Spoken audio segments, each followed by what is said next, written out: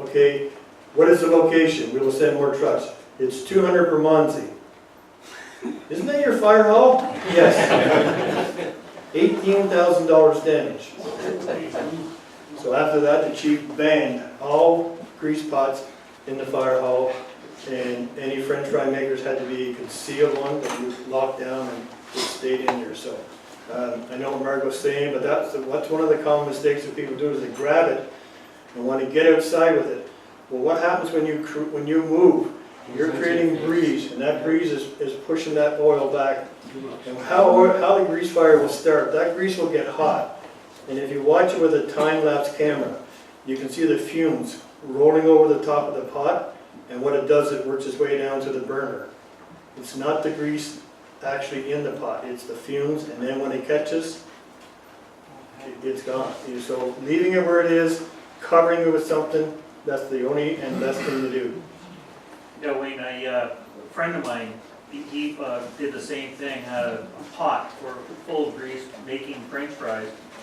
And after he cooked his fries, it was a hot day, summer's day. It was hotter outside, but he decided to get it out, took it out the door, and the temperature differential just blew up. And he got covered in hot grease, and he had been having skin grafts ever since. So, yeah, just leave it where it is. Just leave it where it is, yeah, because like I said, the very second that you pick it up and you walk with it, and if we had the facility here to show you, I would show you the minute the breeze starts to hit those flames, it's moving, and now that grease, then anybody that knows has ever tried to carry a little container of water, once it starts to move, there's no stopping it, and now you got it on fire. So, Scotty? And I've also been to calls where people tried to take it outside and the handle melted off. Yes. And then when it hits the floor, it spreads.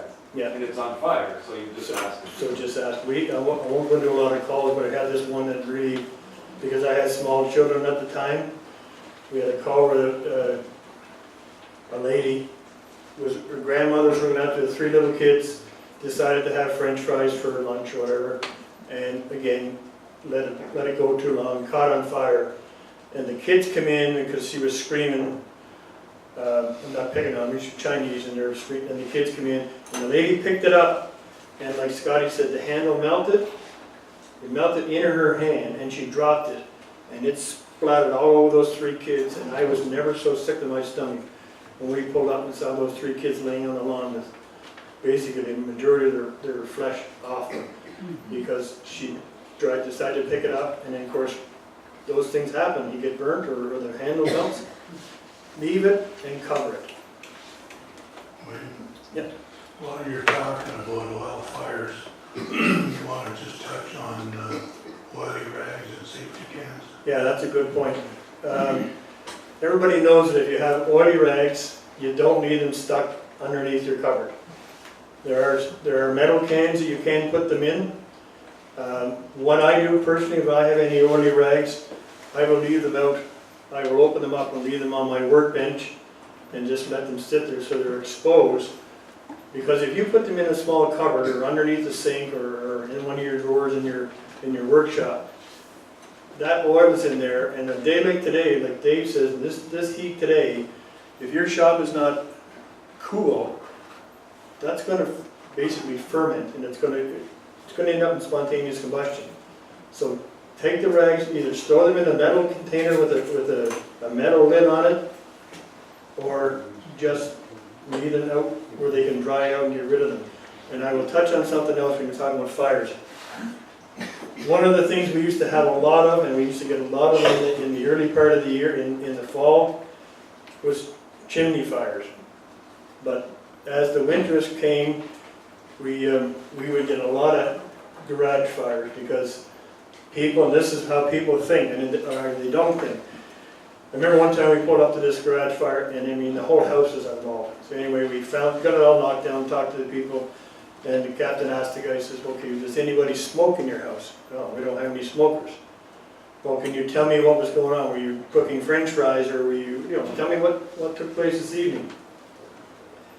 The guy said, I cleaned out my fireplace. I had a fire yesterday, so I decided that there was a lot of ashes in there, so I cleaned it out. So I took all the ashes out and put it in the garage. What did they put the ashes in? Well, a cardboard box. $350,000 damage. Put them in a cardboard box. You can have a fire last night, go stick your hand in it today, and it's still hot. And that's what people think, oh, they put it in the cardboard box, just put it in the garage, it'll cool down. No. The only thing that'll cool down is the water that we get on your house to knock the fire down, because that's what caused a lot of fires, because of people not properly taking care of their ashes from their fireplace or their stoves. Uh-oh. Hey, I have the same ringtone. I said to Ron, I'm turning mine off. That's what the best thing to do. A metal container, put them in the metal container, put them outside, or put them out in your garage with a metal lid on them. You never put them in a cardboard box. Dave? Don't put them on a wood floor. My Don't put daughter, we have a metal bucket, and she took all the ashes out, put it in there thinking it was great, put it on our vinyl floor, Okay. and now we've got a nice burn mark. Now you have the perfect circle, Yeah. because that's exactly what happens. It heats the bottom of the container, and Fred? We used to have a number 4 station on King Street East, right where the Seventh-day Adventist retired people live. And that fire hall, we were there, and we got a call one day towards the other call that was almost on their line. We went to go, it was just dark at night. We got there, there was no fire. But when we got back to the station, someone stole our Beaver big 10-inch driver, steel, for woodworking out of the fire hall. They knew where we were and how long it would take us to get there, and they stole it. We used to have that when VCR first came out. We finally caught the guy. The guy worked at our station. He was calling in calls that he knew would take. When I worked at headquarters, there were 2 pumpers and an aerial and a chief. And he knew what kind of building it needed to have put an alarm in that would get the 4 vehicles out of there. And when we were gone, he came and steal the VCRs. They caught him and they fired him. But that's all. You can't castrate people today, because what's the point of using something, cutting something off you don't use?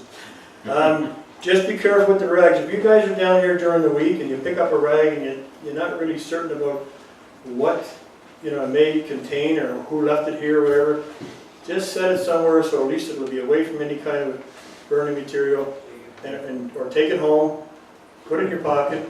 Just get it out of here so we don't lose our club. Dave? In today's plastic world, if someone doesn't have a metal bucket and they want to get a metal bucket, where do they go to get one?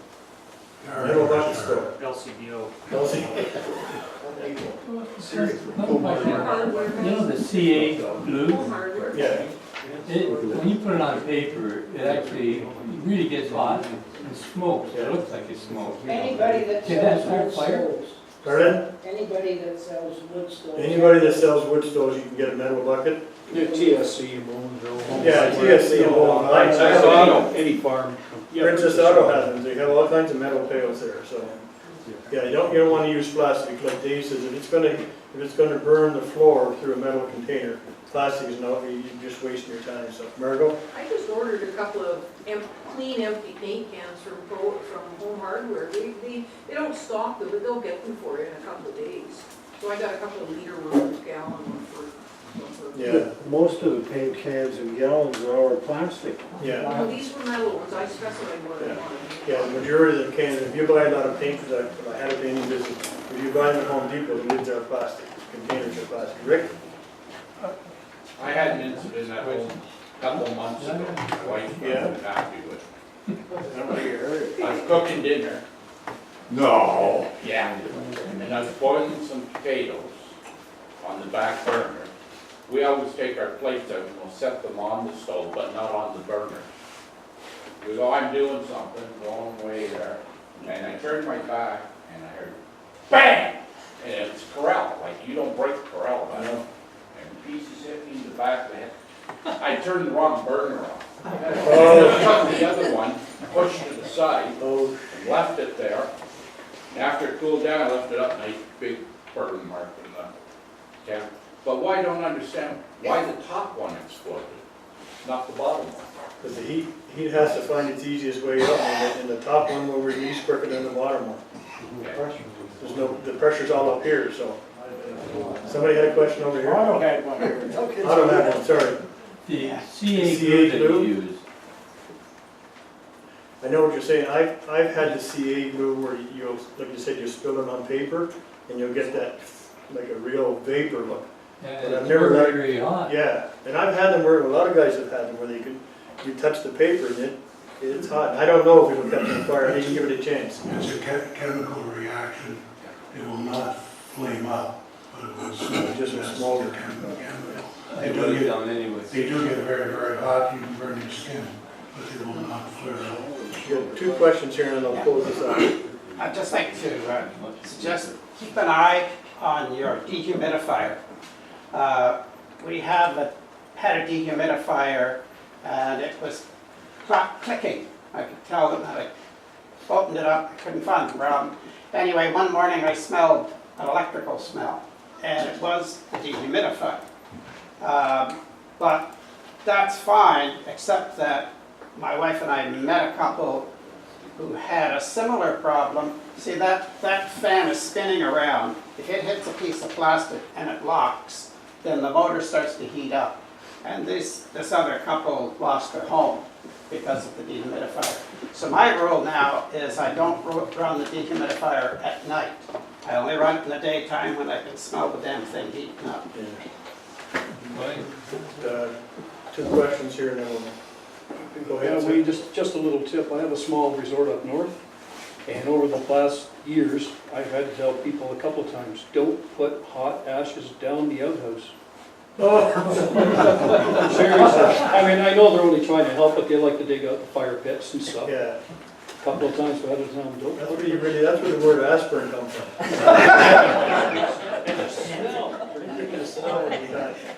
Here with one more here and then we'll, no more, that's it? Canadian Tire has 25% off the fire extinguisher. That's what I said, I saw the ad this week. That's what